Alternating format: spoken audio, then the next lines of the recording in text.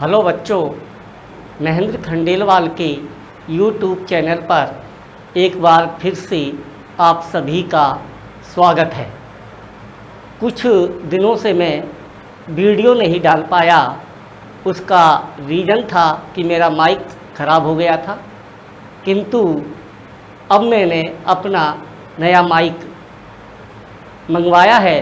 वो माइक बहुत ही अच्छा है, अच्छी क्वालिटी का है और मैं समझता हूँ कि आप तक मेरी आवाज़ अब स्पष्ट सुनाई देगी। बच्चों, अगर आपको ये मेरी आवाज़ पसंद आ रही है तो आप इस माइक को भी आप मंगवा सकते हैं, जो डिस्क्रिप्शन पर मैंने आपको एक नंबर दिया है। आप उनसे सीधे बात करके इसको मंगवा सकते हैं। अब आपको हम आज साबुन और अपमार्जक और उसकी क्रियाविधि के बारे में बताएंगे और साबुन से कपड़े किस प्रकार से साफ होते हैं, अर्थात साबुन की क्रियाविधि के बारे में बताएंगे। तो हम सबसे पहले साबुन लेते हैं। साबुन,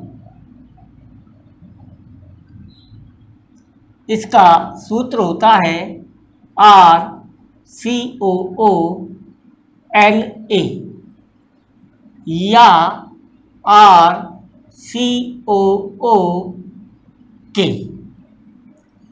साबुन कार्बोक्सिलिक अम्ल का सोडियम लवण या कार्बोक्सिलिक अम्ल का पोटेशियम लवण होते हैं। दूसरी परिभाषा हम इसको इस प्रकार से दे सकते हैं। ये बड़ी श्रृंखला वाले जिनमें कार्बन परमाणु की संख्या 12 से 18 कार्बन परमाणु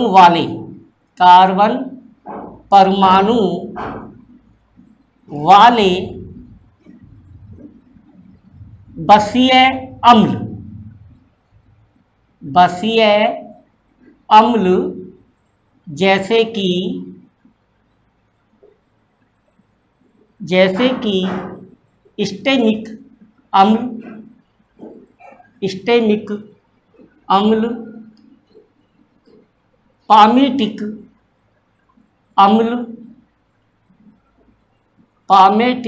अम्ल व ओलिक अम्लों के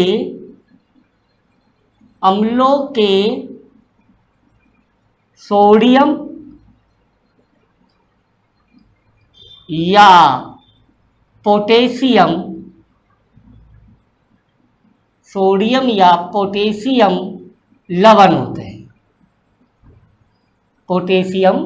लवण होते हैं।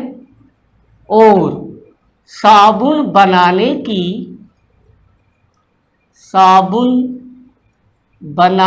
की प्रक्रिया को बच्चों साबुनीकरण कहते हैं।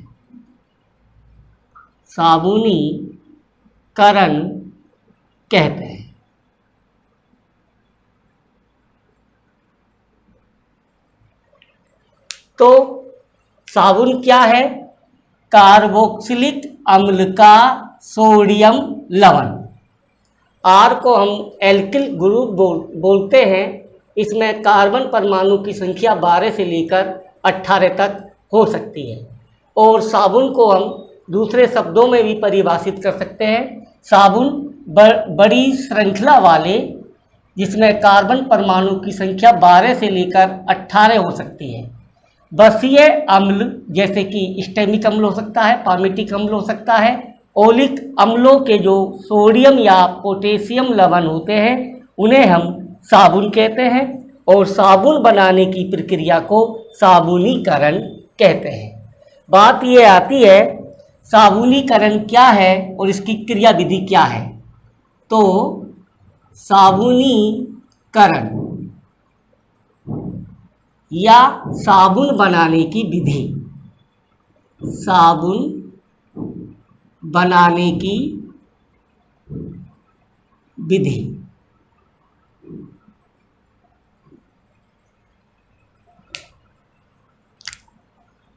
साबुनीकरण में तेल या वसा अम्लों को सोडियम हाइड्रोक्साइड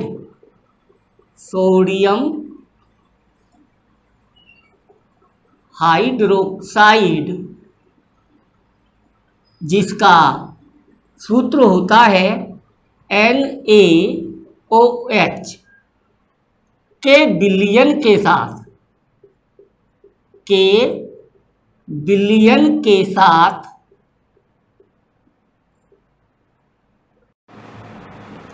गर्म करते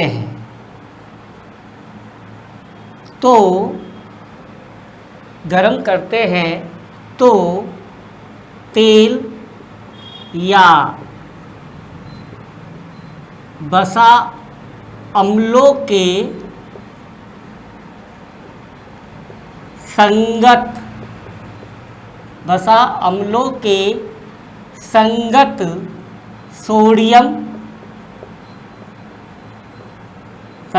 सोडियम लवण जिसको हम साबुन कहते हैं वह ग्लिसरॉल प्राप्त होता है। इस पूरी प्रक्रिया को साबुनीकरण कहते हैं।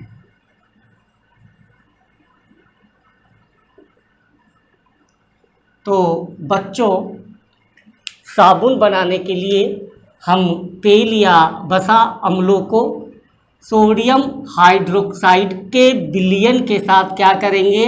गर्म करेंगे।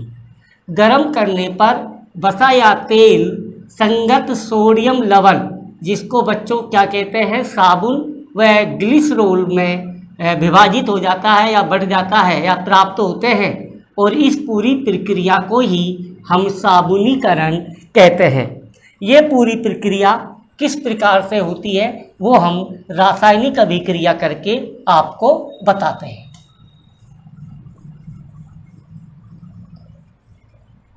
तो हम वसा या तेल लेंगे CH2COOR, इसे कहा जाता है वसा या तेल।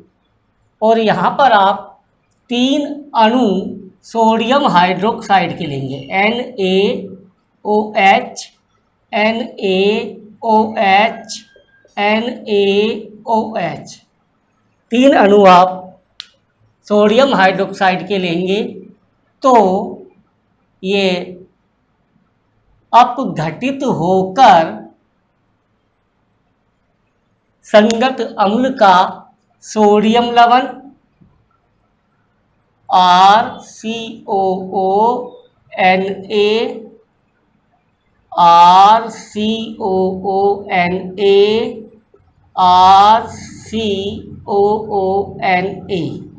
प्लस CH2OH इसे बोलेंगे हम संगत अम्ल का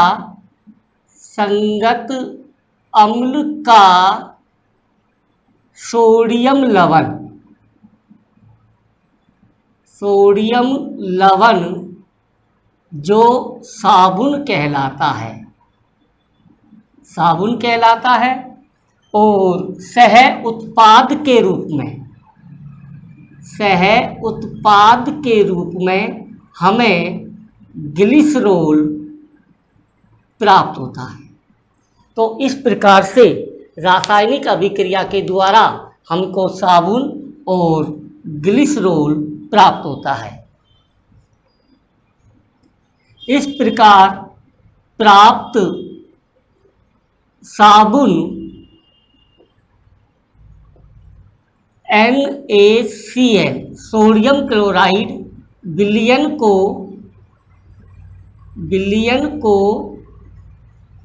प्रवाहित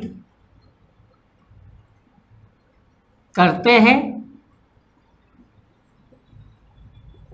जिसके कारण साबुन अलग हो जाती है। साबुन अलग हो जाती है। केवल उच्च बसीय अम्लों से बने सोडियम तथा पोटेशियम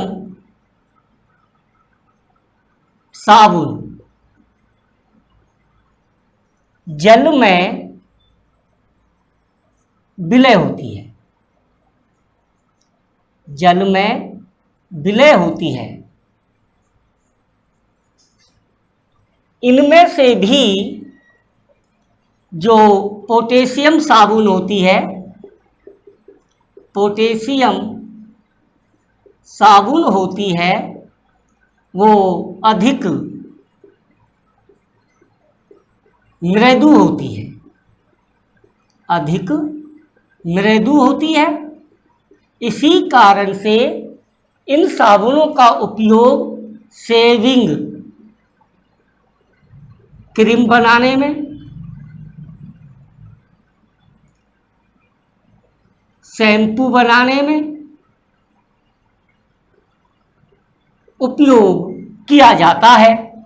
और जो हमें ग्लिसरॉल के रूप में सह उत्पाद बनता है, उसका उपयोग साबुन को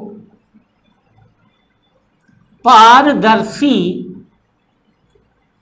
बनाने में किया जाता है। बच्चों, ये साबुनीकरण की क्रिया बोर्ड एग्जाम की दृष्टि से बहुत ही महत्वपूर्ण है। इसको आप एक बार दोबारा समझेंगे। आपने वसा या तेल को सोडियम हाइड्रोक्साइड विलयन के साथ गर्म किया तो ये अपने संगत अम्ल का सोडियम लवण बनाता है और जिसे हम साबुन कहते हैं, और हमें सह उत्पाद के रूप में ग्लिसरॉल प्राप्त होता है। यहाँ पर यह पूछा जाता है कि साबुनीकरण में सह उत्पाद के रूप में क्या प्राप्त किया जाता है या क्या प्राप्त होता है, तो आपको एक शब्द में उत्तर देना है ग्लिसरॉल। और साबुन क्या है? संगत अम्ल का ये सोडियम या पोटेशियम लवण होता है। किंतु इस प्रकार से जो आपको ये साबुन प्राप्त होती है, इसमें हम NaCl विलयन को प्रभावित करते हैं और ये साबुन अलग हो जाता है और केवल उच्च बसीय अम्लों से बने सोडियम पोटेशियम साबुन ही जल में विलय होती है। और इनमें से भी जो पोटेशियम साबुन होती है वो अधिक मृदु होती है, इसीलिए इसका उपयोग हम शेविंग क्रीम में और शैम्पू बनाने में किया जाता है। यहाँ पर भी एक क्वेश्चन बनता है कि शेविंग क्रीम और शैम्पू बनाने में किस प्रकार की साबुन का प्रयोग किया जा सकता है, तो आप लिखेंगे पोटेशियम लवण युक्त साबुन का उपयोग किया जाता है। इसके बाद जो इसमें हमको ग्लिसरॉल प्राप्त हुआ था, उसका उपयोग साबुन को पारदर्शी बनाने में किया जाता है। इसके बाद एक प्रश्न यहाँ पर यह बनता है कि साबुन कठोर जल में सफाई क्रिया क्यों नहीं करता? साबुन कठोर जल से सफाई क्रिया क्यों नहीं करता? ये प्रश्न बोर्ड के लिए बहुत अच्छा है। आप इसे ध्यान से समझने की कोशिश करेंगे। तो आपको पता है कठोर जल में कैल्शियम आयन व मैग्नीशियम आयन पाए जाते हैं।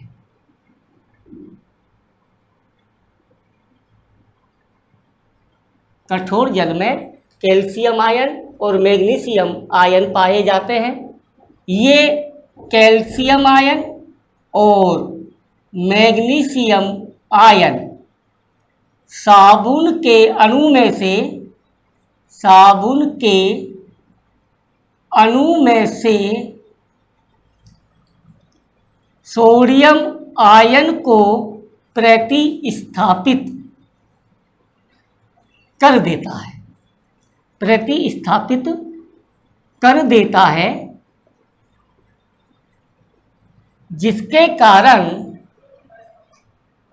कैल्शियम व मैग्नीशियम लवण बन जाते हैं।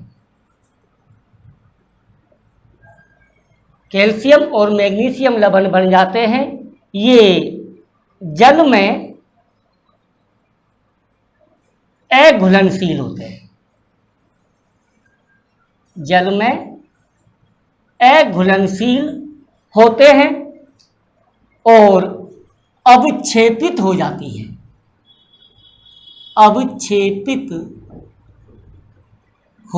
है। जिसके कारण साबुन कठोर जल में सफाई कार्य नहीं कर पाता। तो बच्चों एक बार फिर देखिए, जैसा कि आप सभी जानते हैं कि कठोर जल में कैल्शियम आयन और मैग्नीशियम आयन पाए जाते हैं। ये कैल्शियम आयन और मैग्नीशियम आयन साबुन के अणु में से सोडियम आयन को प्रतिस्थापित कर देते हैं, जिसके कारण कैल्शियम और मैग्नीशियम लवण बन जाता है और ये लवण जल में अघुलनशील होता है और अवक्षेपित हो जाता है और इसी कारण से साबुन कठोर जल में सफाई कार्य नहीं कर पाता है। इस प्रकार से ये आपका साबुन यहाँ पर आकर समाप्त होता है। अब अगला टॉपिक चलेगा हमारा अपमार्जक।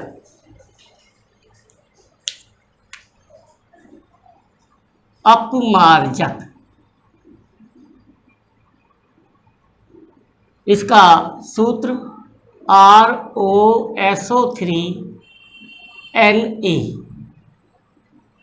या R66H5SO3Na।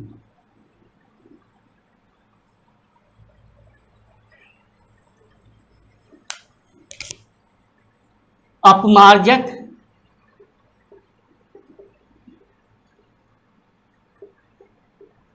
साबुन जैसे ही होते हैं। अपमार्जक जो होते हैं वो साबुन जैसे ही होते हैं, परंतु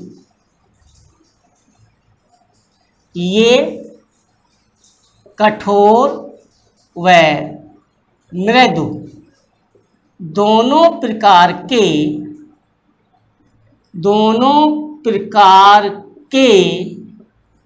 जलों में सफाई कार्य करते हैं। इसी कारण से अपमार्जक का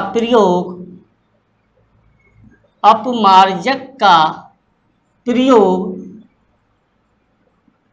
व्यापक रूप से होता है।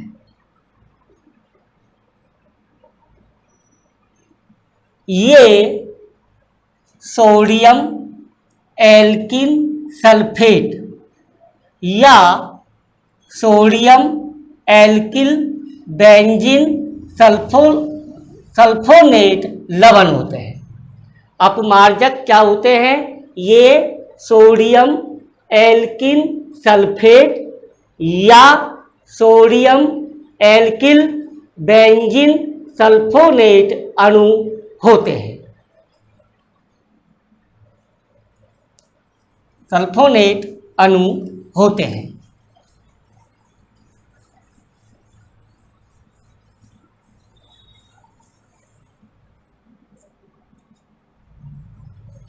तो अपमार्जक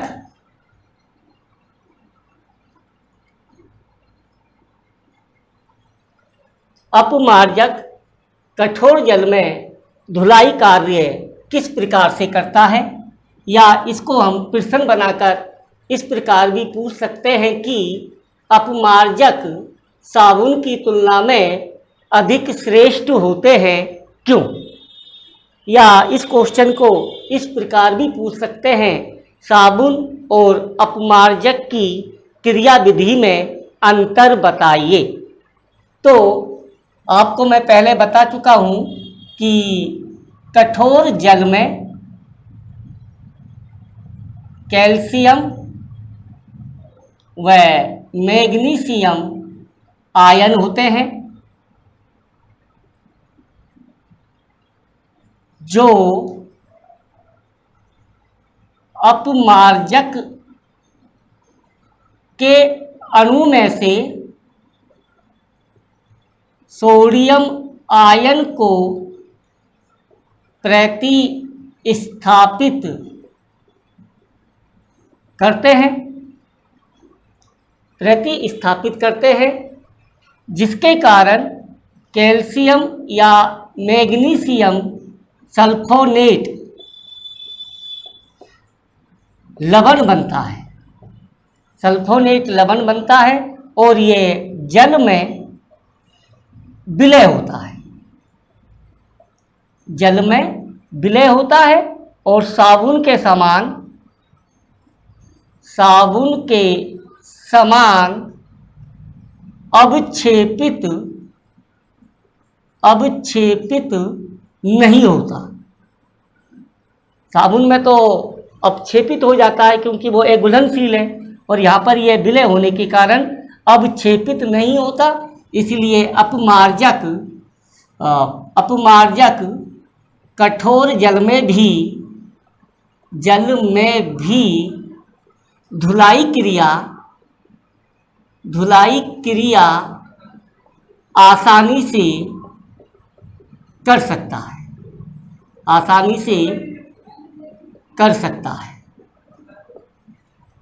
तो एक बार देखिए, अपमार्जक क्या होता है? सोडियम एल्किल सल्फेट या सोडियम एल्किल बेंजीन सल्फोनेट अणु होते हैं, परंतु इनमें केवल अंतर इतना है साबुन में और अपमार्जक में।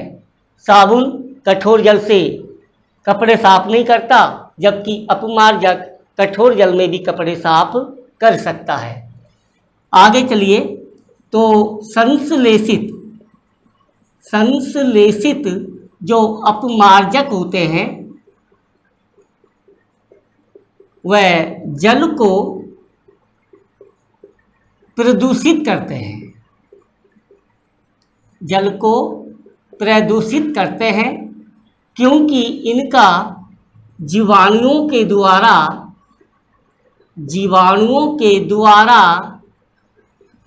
अपघटन नहीं हो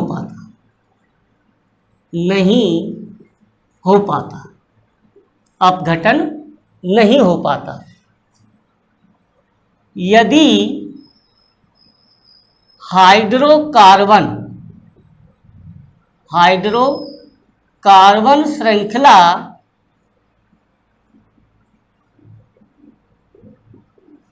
कम शाखित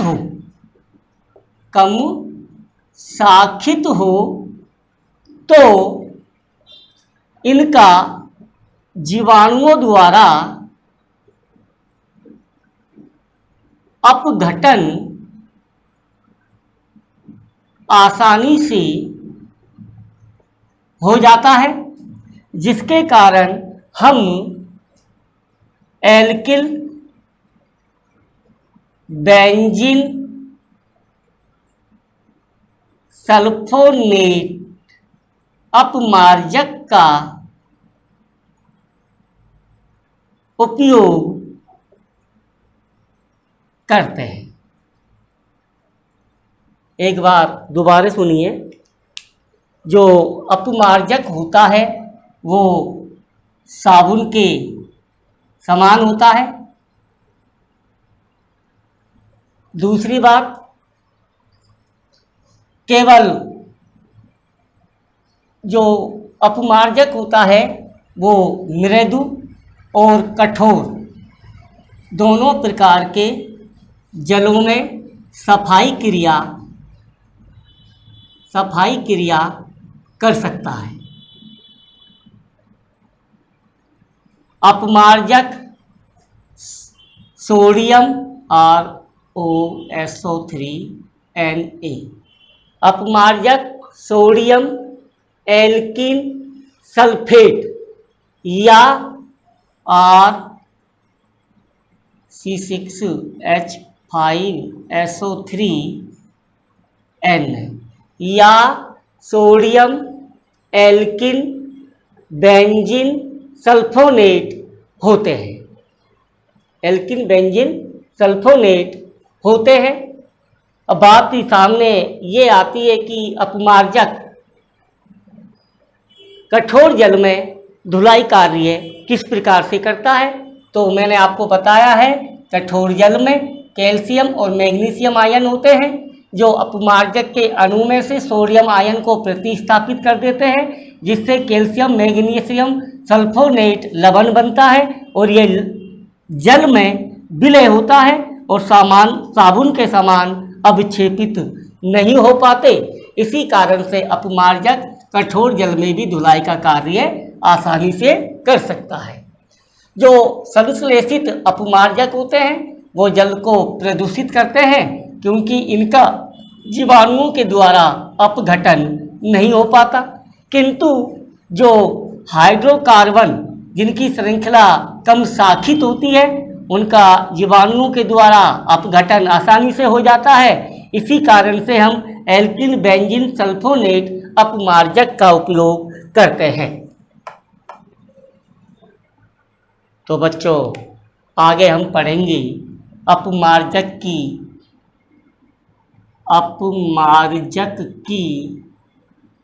गुणवत्ता एवं क्षमता।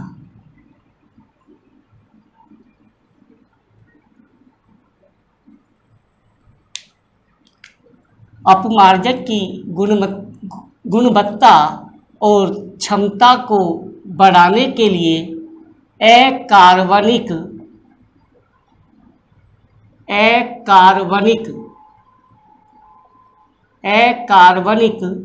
फॉस्फेट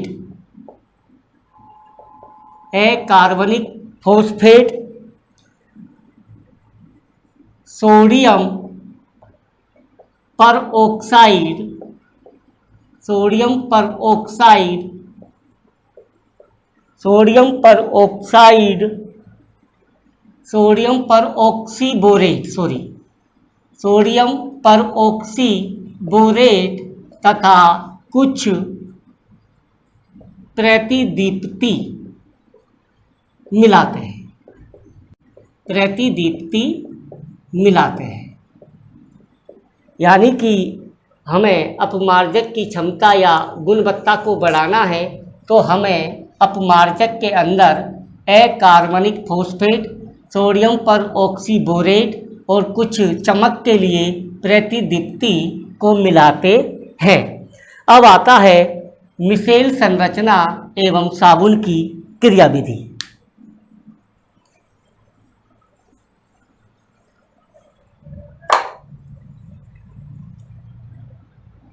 मिशेल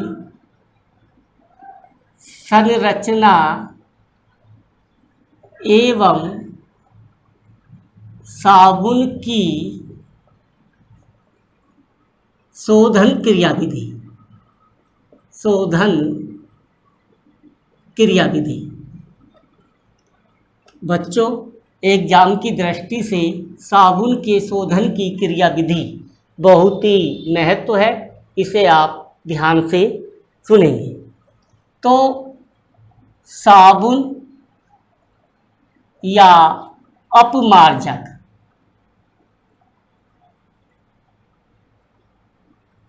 मिशेल द्वारा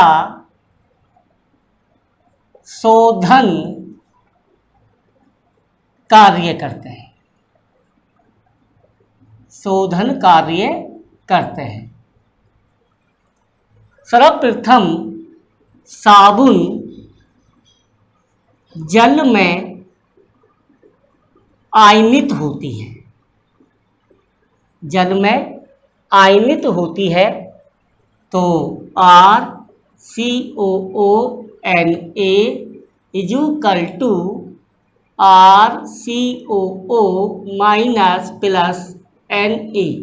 तो साबुन का अणु इस प्रकार से जल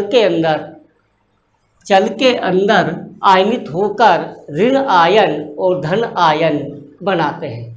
R की जगह हम alkene group C17H35 COONA = C17H35 COO + Na। इस प्रकार से भी इसे हम लिख सकते हैं। तो जब हम साबुन का प्रयोग करते हैं तो साबुन का अणु के दो सिरे में ये बट जाता है।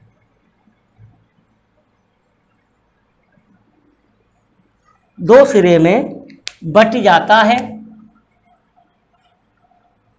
एक सिरे को तो कहते हैं सिर और दूसरे सिरे को कहते हैं पूंछ। जो पूंछ होता है ये हाइड्रोकार्बन वाला सिरा होता है और ये अध्रुवीय होता है, अध्रुवीय होता है तथा ये जल विरोधी होता है,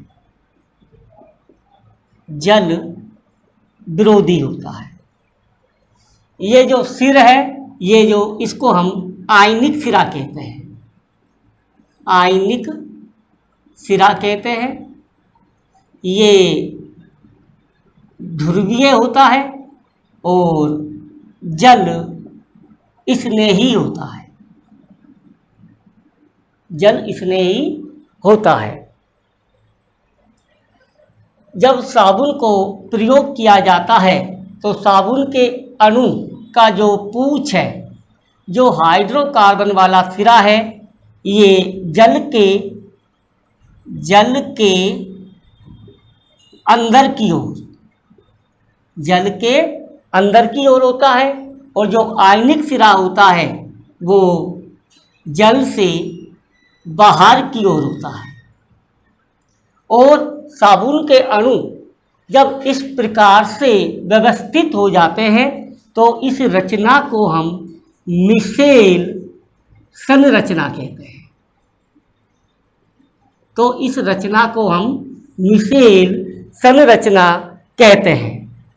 जैसा कि आप जानते हैं, अधिकांश गंदगी, चिकनाई जो जल में अघुलनशील होती है, अघुलनशील होती है, किंतु ये चिकनाई हाइड्रोकार्बन में घुलनशील होती है, हाइड्रोकार्बन में घुलनशील होती है। तो जो जल विरोधी सिरा है, जिसे हम पूंछ कहते हैं, ये गंदगी को अपने आप में घोल लेती है और उसके बाद जो आयनिक सिरा होता है, जिसे हम सिर कहते हैं, जो जल स्नेही होती है, इस गंदगी को जल में घोल देते हैं। जिससे कपड़ा साफ हो जाता है। ये जो मिसेल होते हैं वो सभी ऋण आवेशित होते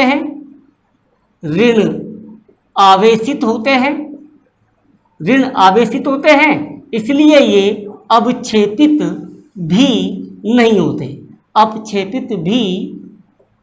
होते। मैं अब आपको इसे चित्र के द्वारा समझाने की एक बार फिर कोशिश करता हूँ।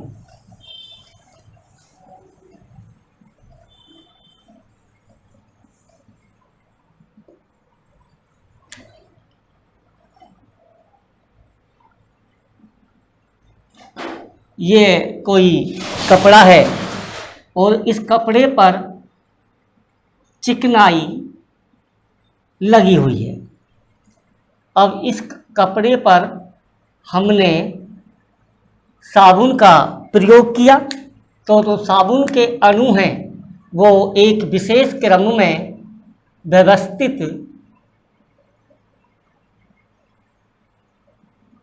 व्यवस्थित हो जाते हैं। जो हाइड्रोकार्बन वाला सिरा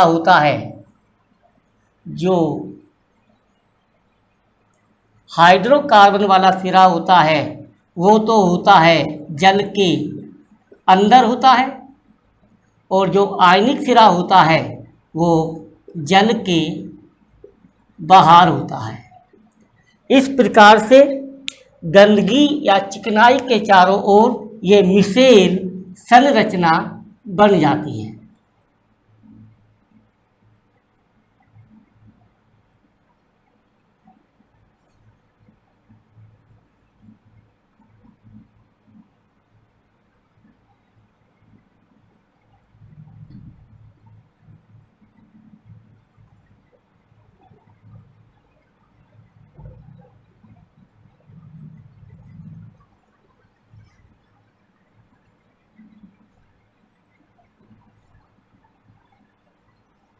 चारों तरफ ये मिसेल संरचना बन गई। ये आपका तेल बूंद है,